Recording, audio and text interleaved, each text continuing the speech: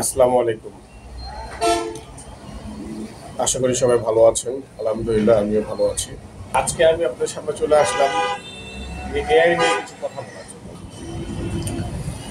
আমি কিছু আজকে এআই মানে আর্টিফিশিয়াল ইন্টেলিজেন্স যে সফটওয়্যার বর্তমানে বিশ্বে আলোড়ন সৃষ্টি করছে, সেই সফটওয়্যার নিয়ে আমি কিছু কথা বলবো। সেই সফটওয়্যারের সাথে আমি কিছু কথোপকথন করবো এবং দেখি আমরা বিষয়টা যেটা নিয়ে কথা বলবো সেটা হলো যে এআইকে আমরা প্রশ্ন করবো পৃথিবীর সর্বপ্রথম আদম সম্পর্কে, দেখি সে কি বলে আমাদের।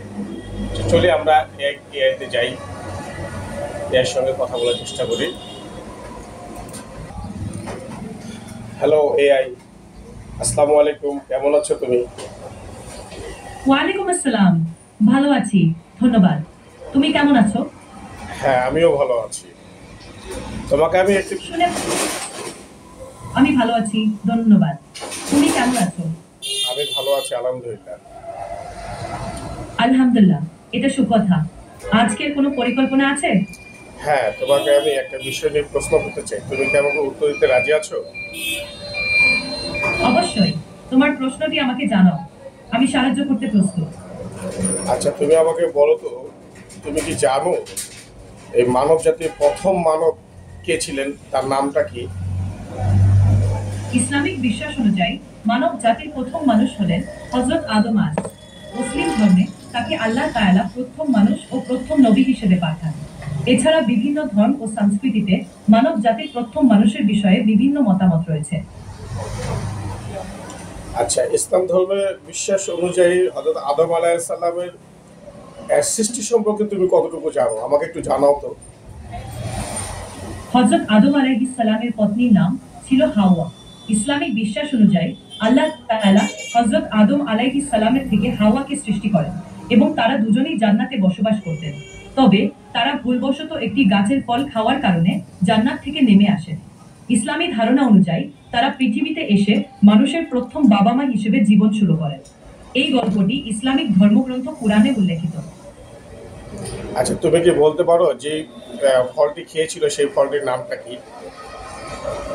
ইসলামিক বিশ্বাস অনুযায়ী হযরত আদম ও হাওয়া আলাইহিস সালাম যে গাছের ফল খেয়েছিলেন তার নাম নির্দিষ্টভাবে কুরআনে উল্লেখিত হয়নি। এটি সাধারণত ফরবিডেন গাছের ফল বা অপরাধের ফল হিসেবে উল্লেখ করা হয়। ইসলামে এই ঘটনার মাধ্যমে মানব জাতির প্রথম ভুল এবং আল্লাহের প্রতি মানব জাতির দায়িত্বের কথা শেখানো হয়। আচ্ছা, এই ফলটি খাওয়ানোর জন্য আদম আলাইহিস সালামকে এবং হাওয়া আলাইহিস সালামকে কি সর্বপ্রথম উদ্বুদ্ধ করেছিল যে ফলটি খেলে ভালো হবে? সেটা কি করেছিল এই কাজটি? কার প্ররোচনা করে এই কাজটি করেছিল আদম আলাইহিস সালাম এবং হাওয়া আলাইহিস সালাম? তুমি কি বলতে পারো? ইসলামিক বিশ্বাস অনুযায়ী শয়তান বা ইবলিস হযরত আদম ও হাওয়া আলাইহিস সালামকে প্রলোভিত করেছিলেন। তিনি তাদের বলেছিলেন যে গাছের ফল খেলে তারা চিরস্থায়ী জীবন পাবেন এবং একজন মহান রাজা হবেন।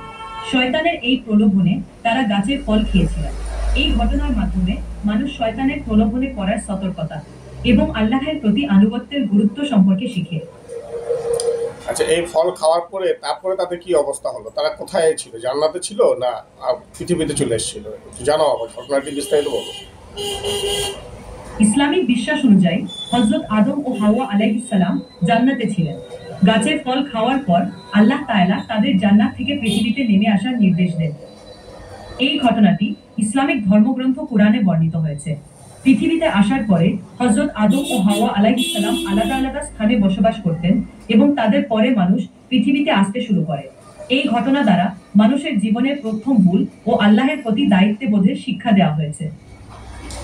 আচ্ছা, এই যে হযরত আদম আলাইহিস সালাম এবং হাওয়া আলাইহিস সালাম যে পৃথিবীতে দেশ থেকে পৃথিবীতে চলে আসলো, এটা কোরআন শরীফের কোন সূরার কত নম্বর আয়াতে লেখা আছে?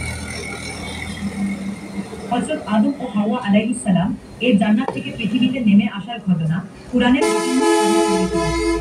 তবে এই ঘটনা স্পষ্টভাবে কোনো একটি আয়াতে উল্লেখিত নেই। উদাহরণস্বরূপ সূরা আল বাকারা ৩ আয়াত এবং সূরা আরাফ ৩ এই ঘটনা উল্লেখিত হয়েছে। এই আয়াতগুলোতে আল্লাহ তাআলা আদম ও হাওয়া আলাইহিস সালামকে জান্নাত থেকে পৃথিবীতে নেমে আসার কথা উল্লেখ করেছেন। আচ্ছা, হযরত আদম আলাইহিস সালাম এবং হাওয়া আলাইহিস সালাম দুজনে কত বছর পর তারা এক জায়গায় মিলিত হয়েছিল পৃথিবীতে? ইসলামিক ইতিহাস অনুযায়ী হযরত আদম ও হাওয়া আলাইহিস সালামকে পৃথিবীতে আসার পর তারা বিভিন্ন স্থানে বসবাস করেছিলেন।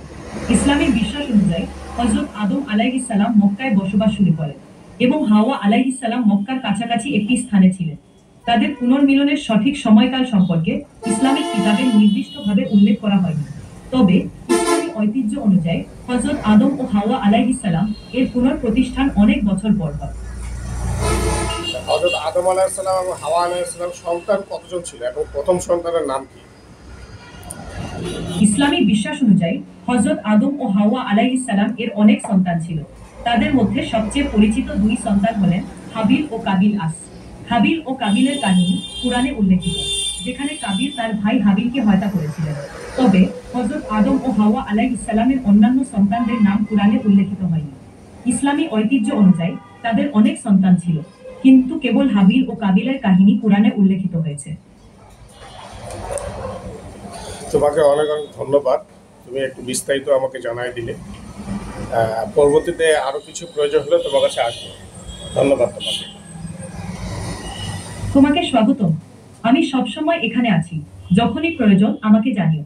ভালো থেকো।